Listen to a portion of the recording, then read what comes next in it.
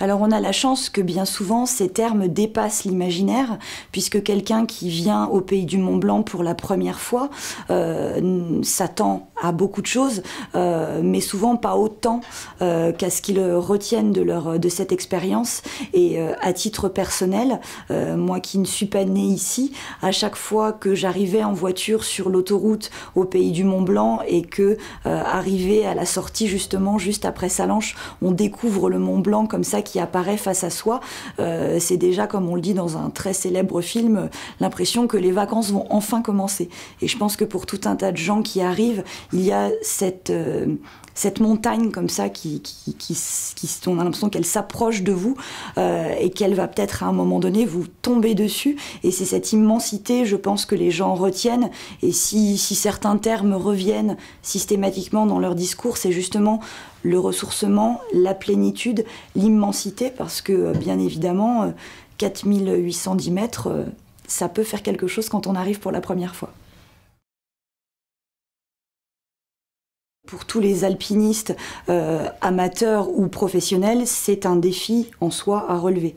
Mais le Mont Blanc n'existe pas seul. Il y a bien évidemment beaucoup d'autres massifs autour. Et si l'on s'en réfère à Sallanches notamment, nous avons plusieurs sommets qui peuvent s'apparenter à de la montagne douce.